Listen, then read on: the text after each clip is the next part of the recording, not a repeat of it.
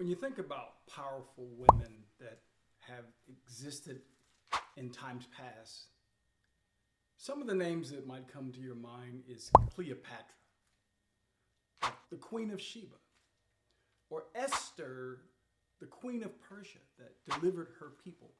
Or in more modern times, you might think of Queen Elizabeth. But I'm sure that you would not think about the most powerful woman, black woman, who lived roughly 3,000 years ago in a place that we call Kush. She was powerful in many ways. One of the ways is that when she was born, she was a princess. Her father, Kashta, was the king of Kush at that time. She lived in a place called Napata. She was a part of the 25th dynasty of Egypt. Egypt, of course, was referred to by the people who lived in the country as Kemet. Remember that Egypt is a name that was given to that land by the Greeks. But let's get back to this person that you've never heard of, but you want to know about because she was powerful, she was intelligent, and she was effective. In one sense, she was her father, the king, Kashta. She was his secret weapon. But to appreciate the power and the beauty and the sophistication of this woman, you have to get some back history on what led up to her becoming this powerful woman. If you know the history that existed between Kush and Egypt, you know that they had a love-hate relationship. From time to time, they traded with each other, they intermarried with each other, and they fought like brothers. In fact, if we were following the biblical model, Kush and Mizrah were brothers. They were the sons of Ham, which was Ham being the son of Noah. If you follow that, if you accept that as authority, I do, I follow it. So yes, they were brothers, they fought, they traded, and over time they became two mighty nations on the Nile River. In 1500, or to be more exact, in 1550 BCE, Kemet rose up and colonized Kush. That is to say, they came in, set up forts, they set up bases of authority, and they dominated and controlled Kush's economy, its trade, its civil organizations, its local government. Everything about Kush was under the control of Kemet. Not for 100 years, not for 200 years, but for 470 years, Kemet colonized, dominated, and exploited Kush. Kush was patient. It bided its time, so to speak, and waited for its opportunity to regain its autonomy, and that time came. See, what was typical about Egypt, even though it also existed for roughly 3,000 years, is that it went through three periods of time that were referred to as the intermediate periods. And that's a nice way of saying the central government broke down. And the reason for the central government breaking down was that there was this constant tension between the priest and the pharaohs. Unlike the United States of America, the Egyptians did not believe in the separation of state and religion. They believed that religion was an intricate part of the governance of the people. And in fact, God gave guidance through religion to the king, to the pharaoh, in terms of how to run the country. And that made the priest, particularly the high priest, very, very powerful. So let's get back to our most powerful and most significant woman, black woman that you've never heard of. But I have to tell you that Kush was a black empire. The name Kush literally means black, in case you want to look that up. If you want to look it up in its original language, if you want to look it up in the Bible, any way you look up that word, it means black. So how did this one woman become so powerful roughly 3,000 years ago, a little less than that, but just for purposes of our conversation, let's say that she became one of the most powerful, if not the most powerful female on planet Earth 3,000 years ago, and you never heard of her. So what happened was that in the third intermediate period, which is the period of time that Kemet once again had fallen into disorganization. There was this tension and this battling between the priest and the pharaohs, that Kemet then had several smaller regions or fiefdoms and smaller and lesser kings. And in that time when the secular government was falling apart, the religious influence was gaining territory and influence and power and significance. But even in that setting, the priests were becoming increasingly corrupt in Kemet. And the people who were devoted to the god that is called Amun-Ra, or sometimes Amun-Ra, they were frustrated with the fact that there was no reliable government in terms of the pharaohs, and there was no reliable moral guidance that was coming from the priest. Kashta, the first king of the 25th dynasty, figured that out. He figured out that just like the Kemites or the people from Kemet, the Kushites also believed in that same god. That was their main god. And so what Kashta decided to do was to fashion himself as a revivalist or a reformist, as a person who was going to come back and set things straight in a moral sense. Now, inside of the Egyptian religious structure, there was, of course, the high priest, but then there was this office that was created during the New Kingdom. This very influential in terms of spiritual things, in terms of political things, in terms of economic things. This influential office was created.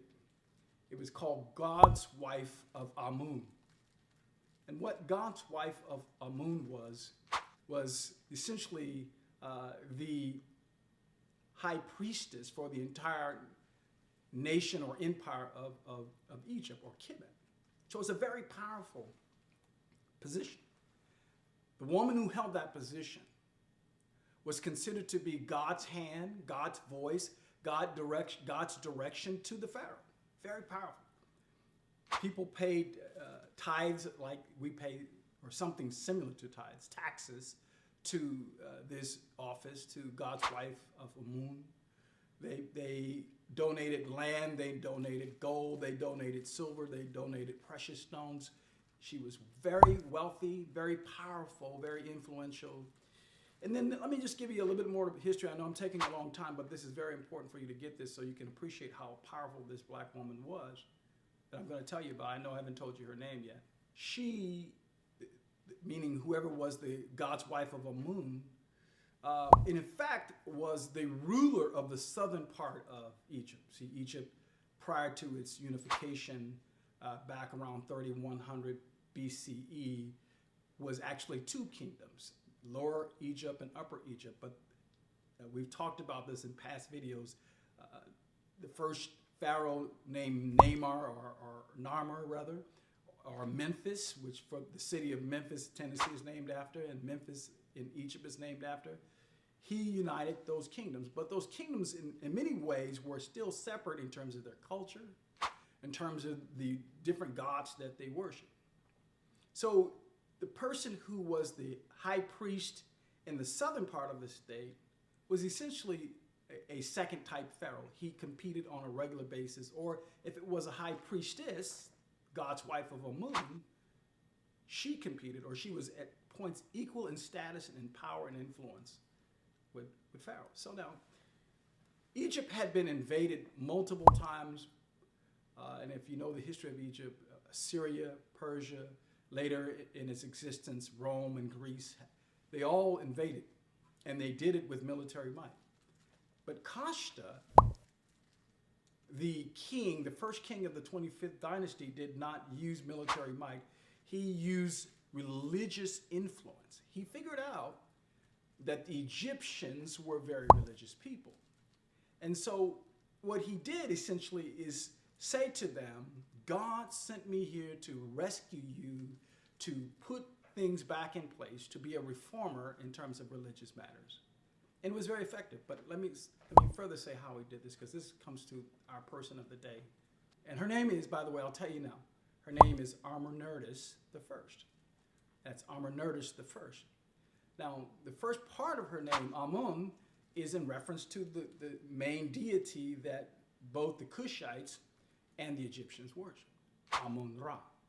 Some say, and I'm not saying yes or no, but Amen is how Christians and Hebrews and some other religious people end their prayers, Amen. And some say that name goes all the way back to that particular deity. I'm not saying that it does or not, but I find it curious that that is the name, Amun-Ra, and I find it curious that this girl's name was Amenirdis I. We'll talk about that on another occasion. But here's the thing. So how did she become powerful? Let's get to that, because I think that's important. I'm doing a lot of talking, but let's get to that.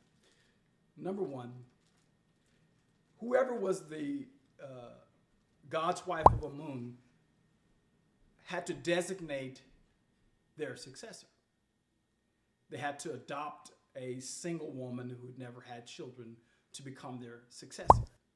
So Kashta had a daughter who was his daughter. Kashta was a king, so that meant that Amenirdis was a princess. So already when she was born, she had status, she had power, she had influence. But Kashta hatched a plan to convince the then existing God's wife of Amun to adopt his daughter as her successor. And she did, in fact, do that. So the first step that the Kushites took to gain power and then ultimately to rise up after 470 years of being dominated, colonized, and exploited by the Egyptians, the first step that the Kushites took to dominate and to control and ultimately to rule over the Egyptians was Kashta putting his daughter in a position that ultimately she would rise up to become God's wife of Amun. And as I told you, although she was a high priestess, that job was largely political, because the priests who lived in the southern part of Egypt essentially were like second pharaohs. They rivaled and fought with Pharaoh and had as much influence, and at times more influence than Pharaoh. So Kashta put his daughter in place. Some speculate that when she first made that trip from Napata to Thebes, which is a 700-mile journey, that she might have been a teenager. Some say that when she actually ascended from being the mentee to actually being God's wife of Amun, she was 36 years old. Now, it's interesting to note that Kashta was the first black pharaoh of Egypt, so to speak, for purposes of this conversation. But his son, Pianke, was the second. Pianke actually eventually came to Egypt with bows and arrows, and because we talked about that, the Kushites were known for being very effective and very skillful with the bow. They were sharpshooters. The land of the bow, remember we talked about that. Taseti, that means the land of the bow. They were known for that. They were recruited for that by major empires all around the world to be mercenaries because they were so excellent with their bows. But the first step to overcoming and to conquering the conquerors was not the bow. It was the daughter, the priestess, who rose up and became God's wife of Amun, which was a powerful political, spiritual, and economic position. So while her brother was ruling in a place called Memphis, which is in the northern part of Egypt, he was cool because he didn't have to worry about the religious people rising up in the south as they had done many times in the past, because his father had already put his sister in charge of that.